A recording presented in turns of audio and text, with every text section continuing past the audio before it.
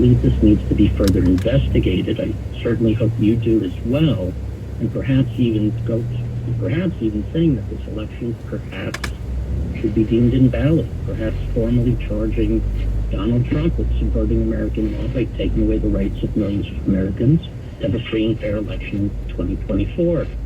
Okay, Craig, let's get an answer to your question, because I was unaware of threats and problems of that kind. Yeah. Anything that rose up to you at your level? So, Craig, I'm going to ask the Lieutenant Governor, who I rarely bother because she's extraordinary and she's incredibly busy, but she oversees elections. I'm going to ask her to, either she or one of her senior people, to give you a shout.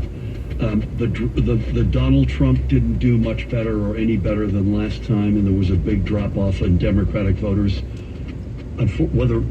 Put the reason aside from it, that's America. That's what happened. Trump basically got what he got in 20, and Kamala got they're still counting out west, but 8 to 10 million fewer votes. And New Jersey is no exception to that. By the way, it's very rare out-of-state callers, so I got to give Craig a benefit from calling into a Jersey show. We'll follow up with you. I don't think sadly, I don't think there's any way to prove that.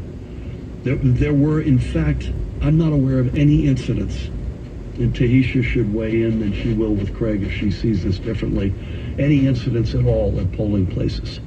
I believe that the violence, that question, was asked as a result of the election, with January 6th in the back of everyone's mind.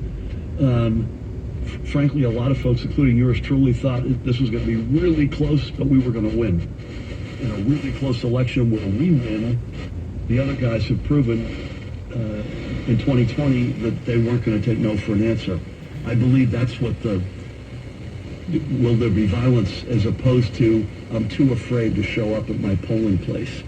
We had record early in-person voting. We did have massive vote by mail, and then we had big results on game day. I should say one other thing: the turnout in 2020 really was an anomaly. In New Jersey, it was an all-time record. It was an all vote by mail election. Mm-hmm. If you look at turnout in 2012, 16, 20, and 24, a pretty straight line goes through modest increase in number of votes, 2012, 16, and 24. The outlier is 2020. Again, I'm not happy about it. People sitting at home, I can't believe you'd sit at home thinking that your vote didn't matter, given the stark differences between these two candidates and two visions for America. But a lot of people stayed at home and sat in their hands.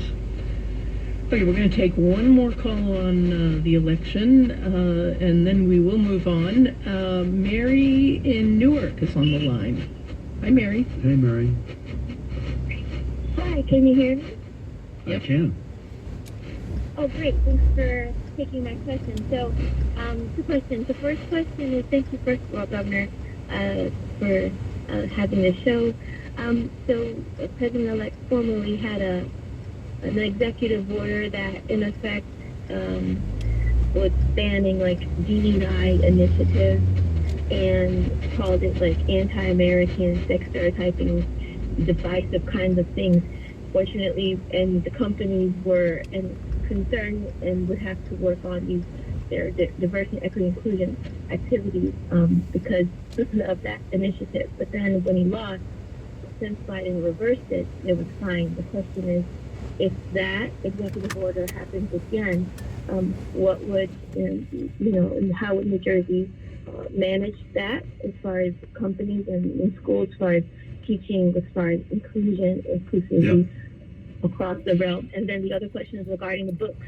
It's like how in Florida, banning certain books in education, and how they're going to let the education be managed by the states. But if that kind of limitation occurs, how will New Jersey guarantee that or try to support educating the New Jersey residents equally, fairly, and not selectively? That's my question. All good questions. On this one, I'm gonna ask Kate McDonald, who is our incoming chief counsel, to follow up with you, Mary. But we'll fight everything you just talked about. There's a great anti-book banning bill that Senator Andrew Zwicker's championed, which we are huge supporters of. You may remember that I stood with Ras Baraka a couple of years ago when Florida was defanging the AP African American study programs, pushing enormous pressure on the College Board to defang the African American studies element of their requirements, and we pushed back 180 degrees against that. This DEI obsession, again, it's probably not the same as sucking offshore wind into the woke discussion, but come on, man. I mean, we're the most diverse state in the nation. We wear that as a badge of honor. Equity is incredibly important to us. Inclusion, to make sure everybody feels like they're at the table. Those are American ideals. That's not radical in any way, shape, or form. The fact that we want to get rid of that or ban books, that's radical. That's what we have to push back on, and I promise you, we will fight tooth and nail. Thanks for your call, Mary. So let's move on to some other topics.